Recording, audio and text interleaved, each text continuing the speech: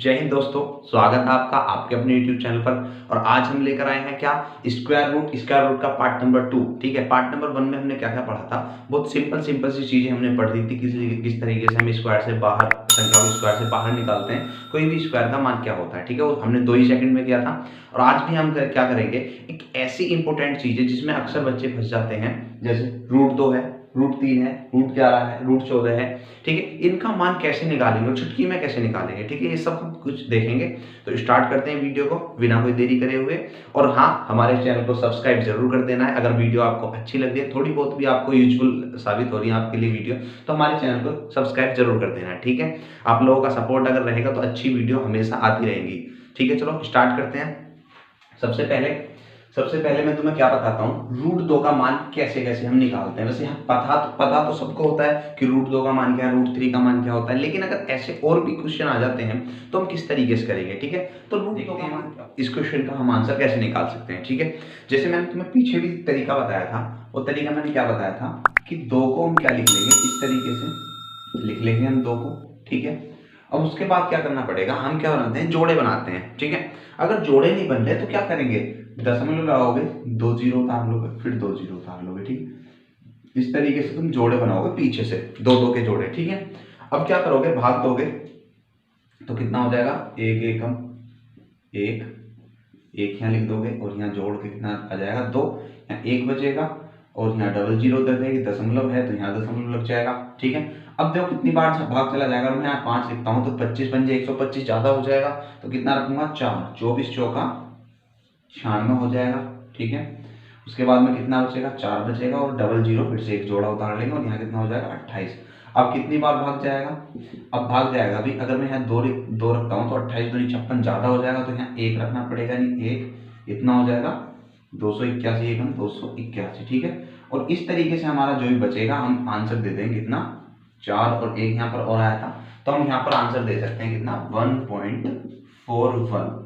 ठीक है, तो इस तरीके से हम इसका दशमलव के बाद 2 अंकों तक आंसर दे सकते हैं। ठीक है, और वैसे इसका एक्चुअल आंसर कितना होता है 1.412, ये हमारा इसका आंसर होता है। लेकिन हम 2 अंकों तक, दशमलव के बाद 2 अंकों तक इतना आंसर दे सकते हैं। ठीक है, बात क्लियर है। अभी एक और मैं बताता हूँ, जैसे हमें निकालना हो √3 का, तो √3 का हम मान कैसे निकालते हैं।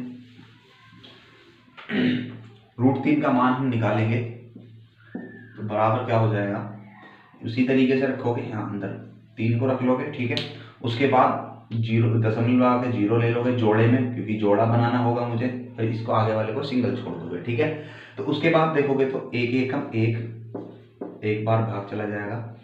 ठीक है, और यहाँ 1 और 1 जोड़कर कितने हो जाएंगे 2, और यहाँ कितने बचेंगे 2 और डबल जीरो हो जाएगी, दशमलव ऊपर लग जाएगा। ठीक है, कितनी बार भाग जाएगा भाई अब यहाँ पर।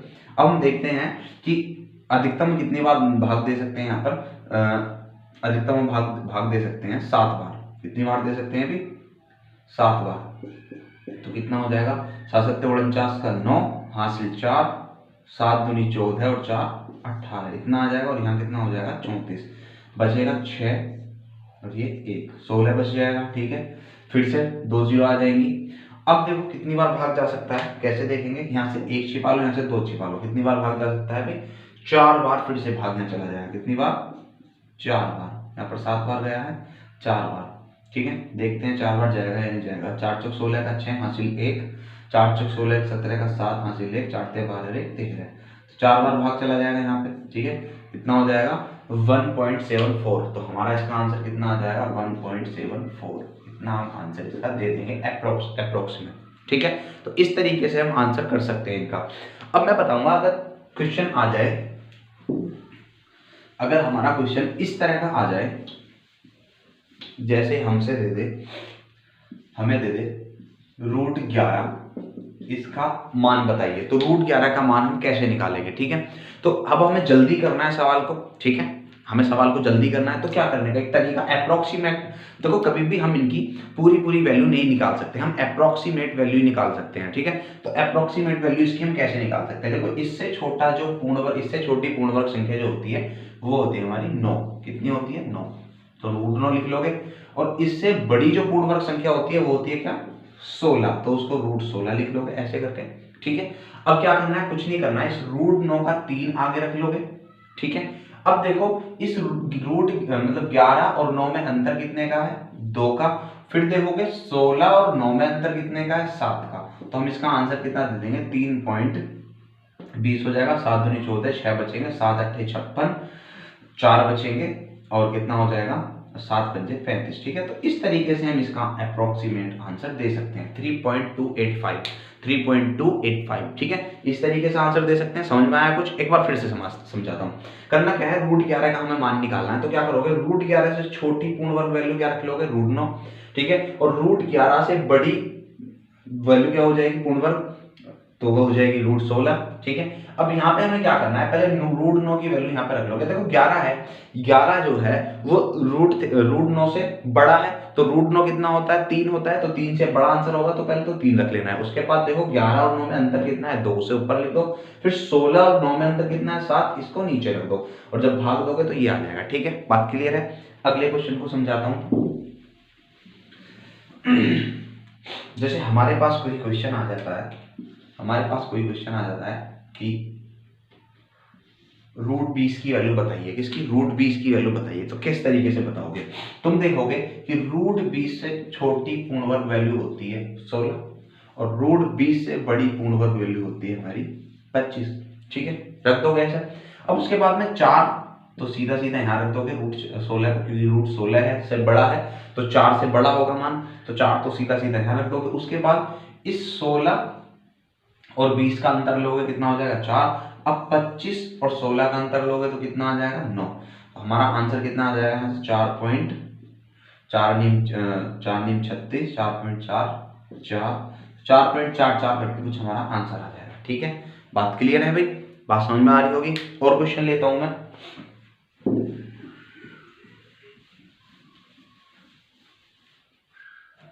जैसे एक क्वेश्चन है मेरे पास में, वो क्वेश्चन है, ये कई बार ये क्वेश्चन पूछा जाता है 0.4, कई बार ये क्वेश्चन पूछा जाता है क्या, 0.4 का मान बताइए। 0.4 का मान कैसे निकालते हैं, बहुत से इसके ऑप्शन इस तरह के आ जाते हैं कि 0.2 बी, 0.4 सी, 0.02 या डी, 0.04 या ई, नन ऑफ दीज।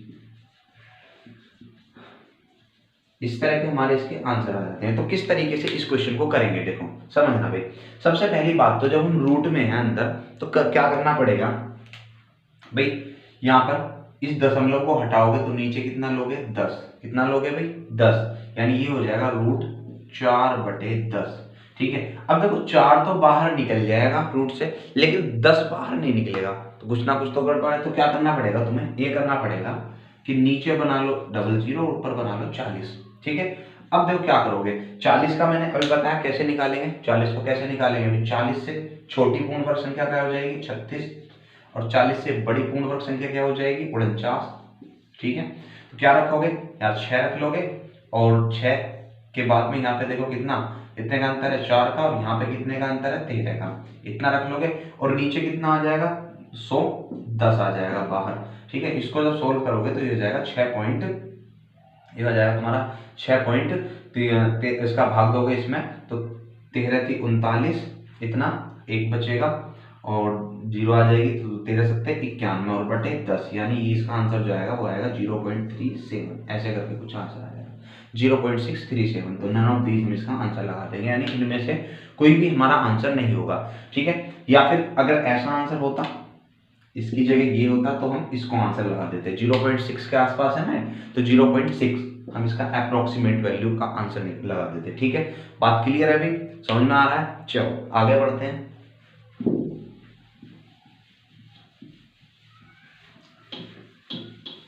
चलो भी आगे बात करते हैं हम क्यूब रूट की, यानी घनमूल की। तो कैसे हम सवाल का, इतने बड़े बड़े सवालों का घनमूल निकाल सकते हैं। ठीक है, सबसे पहले देखते हैं घन क्या होते हैं। ठीक है, जैसे 1 की पावर 3 है तो इसका मान क्या होता है 1, 2 की पावर 3 है तो इसका मान क्या होता है 8, 2 की पावर 3 है तो उसका मान क्या होता है 8, 3 की पावर 3 है तो इसका मान क्या होता है 27, 4 की पावर 3 64 होती है, 5 की पावर 3 125, 6 की पावर 3 216, 7 की पावर 3 343, 8 की पावर 3 512, 9 की पावर 3 729 और 10 की पावर 3 1000। ठीक है, इतनी बातें तो सबको पता है भाई। अब हमें क्वेश्चन कैसे करना है, जैसे हमने वर्गमूल वाला करा था यूनिट डिजिट को देखकर, इसी तरीके से हम इसको करेंगे। तो यहाँ पर देखते हैं भाई, अगर हम देखें तो एक के क्यूब में इकाईकांक कितना आता है, 1 ही आता है। 2 के क्यूब में इकाईकांक कितना आता है, 8। 3 के क्यूब में इकाईकांक 7। 4 के क्यूब में इकाईकांक 4। 5 के क्यूब में इकाईकांक 5। 6 के क्यूब में इकाईकांक 6। 7 के क्यूब में इकाईकांक 3। 8 के क्यूब में 2। 9 के क्यूब में 9 और 0 का 0। ठीक है, यानी कुछ भी चेंज नहीं है यहाँ पर। क्या चेंज है, केवल 2 के में 8 और 8 में 2, 3 में 7 और 7 में 3, बाकी सब सेम है। ठीक है, बाकी सब सेम है। 1 में 1 और 4 में 4, 5 में 5, 6 में 6, 9 में 9 और 0 में 0। ठीक है, बात क्लियर है भाई। बस इतना ध्यान रखना है, 2 के क्यूब में जो इकाईकांक होगा वो 8 होगा और 8 के क्यूब में इकाईकांक 2 होगा। 3 के क्यूब में इकाईकांक 7 होगा और 7 के क्यूब में इकाईकांक 3 होगा। ठीक है, तो अब देखो सवाल को कैसे करते हैं, सवाल पर आते हैं। सबसे पहले हम इकाईकांक चेक करेंगे, यहाँ पर कितना है, 9 है। तो 9 किस में आता है, अभी देखा था 9 तो केवल 9 में ही आता है, तो यहाँ पे 9 लिख दोगे। उसके बाद यहाँ पर जैसे वर्गमूल में हमने 2 आगे की एक संख्या काटी थी, यहाँ पे कितनी 2 संख्या हम काट देंगे। उसके बाद कितना बचा, 24। अब देखो 24 किसके क्यूब के पास में है, अगर हम देखें तो 2 का क्यूब कितना होता है, 8 और 3 का क्यूब कितना होता है, 27। तो 27 तो ज्यादा हो जाएगा। ठीक है, 24 से ज्यादा हो जाएगा 27, तो हम क्या रखेंगे, 2 का क्यूब 8, यानी यहाँ पे कितना रख देंगे 2, और हमारा आंसर जो हो जाएगा वो कितना हो जाएगा, 29। 29 का क्यूब क्या हो जाएगा, 24,389। ठीक है भाई, अगला क्वेश्चन लेते हैं एक और।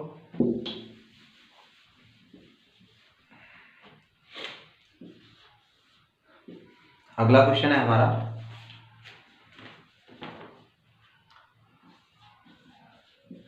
9261। एक और क्वेश्चन ले रहे हैं साथ के साथ, और ये क्वेश्चन है हमारा 12,167। ठीक है, और एक और क्वेश्चन, ये क्वेश्चन है हमारा 32,768। ठीक है, इनका क्यूब निकालेंगे। किस तरीके से हम क्यूब निकाल सकते हैं, तो वही काम होगा। सबसे पहले क्या, इकाईकांक हम चेक करेंगे। तो इकाईकांक कितना है, 1। 1 किसके पीछे आता है, केवल 1 के पीछे ही 1 आता है, तो यहाँ पे 1 लिख लोगे। उसके बाद 2 नंबर काट दोगे। ठीक है, 2 का क्यूब 8 होता है, 3 का क्यूब 27 ज्यादा हो जाएगा, तो ये कितना रख दोगे तुम यहाँ पे 2। तो 21 का क्यूब कितना होता है, 9261। ठीक है, उसके बाद इस पर चलेंगे। इकाईकांक देखो 7। 7 किस में आता है, 7 आता है 3 में। 7 किसके क्यूब में आता है, 3 के क्यूब में। ठीक है, और 3 किसके क्यूब में आता है, 7 के क्यूब में। ठीक है, उसके बाद में यहाँ से 2 नंबर काट दोगे, 12 आया। ठीक है, यहाँ पर कितना आ जाएगा, 2 का क्यूब 8, 3 का क्यूब 27 ज्यादा हो जाएगा, 2 का क्यूब आ जाएगा यहाँ पे कितना, 23। ठीक है, तो ये किसका घनमूल है, 23 का घनमूल। ठीक है, इसका घनमूल क्या है, 23 है। उसके बाद 8 पर आ जाते हैं, यहाँ पर आ जाते हैं। तो 8 देखो किस में आएगा, 8 आएगा 2 के में, तो पीछे 2 रख दोगे। ठीक है, पीछे 2 रख दोगे, यहाँ से 2 नंबर कैंसिल कर दोगे। अब यहाँ देखोगे तो 3 का क्यूब कितना होता है, 27, और 4 का क्यूब कितना होता है, 64। 64 ज्यादा हो जाएगा, 3 का क्यूब 27, यानी यहाँ पे कितना रख देंगे, 3। तो ये किसका घनमूल है भैया, 32। इसका घनमूल क्या है, 32। ठीक है, यानी ये 32 का घन है, 32,768 32 का घन है। ठीक है, आगे बढ़ते हैं नेक्स्ट क्वेश्चन पर।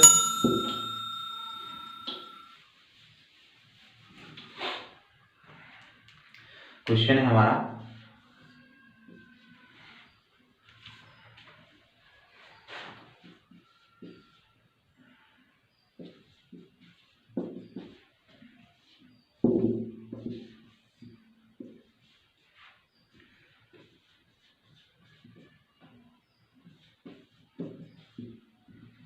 चलो भी देखो, ये 2 क्वेश्चन हो रहे हैं। क्या करेंगे, सबसे पहले हमारा काम क्या है, पीछे इकाई के अंक को चेक कर लेंगे। इकाई का अंक 9 किस में आता है, 9 में ही आता है। ये 2 नंबर कैंसिल हो जाएंगे। उसके बाद यहाँ पर देखो तो 4 का क्यूब कितना होता है, 64। 64 तो इससे ज्यादा है। ठीक है, तो यहाँ पे कितना रखेंगे, 3 का क्यूब 27, 3 ही रखेंगे, यानी 39। ये क्या हो जाएगा, 39 का क्यूब हो जाएगा, यानी इसका क्यूब रूट कितना हो जाएगा, 39। उसके बाद यहाँ आएंगे, यहाँ पे देखोगे तो कितना तीन किस में आता है पीछे 7 के क्यूब में, उसके बाद 2 नंबर हम कैंसिल कर देंगे, बचा कितना 300। अब 300 को जब तुम देखोगे तो देखो भी 6 का जो क्यूब होता है वो होता है कितना 216, और 7 का जो क्यूब होता है वो कितना होता है 343। तो 343 तो इससे ज्यादा है, तो कितना लेंगे हम 216 यानी 6 का, तो यहाँ कितना रख देंगे हम 6, यानी किसका क्यूब है 67 का। ठीक है, बात क्लियर है अभी। उम्मीद करते हैं यहाँ तक तुमको सब कुछ समझ में आ गया होगा। अब नेक्स्ट पार्ट जो रहेगा इसका, आगे जो भी इसमें क्वेश्चन बच रहे होंगे वो अगली वीडियो में करेंगे। तब तक के लिए जय हिंद।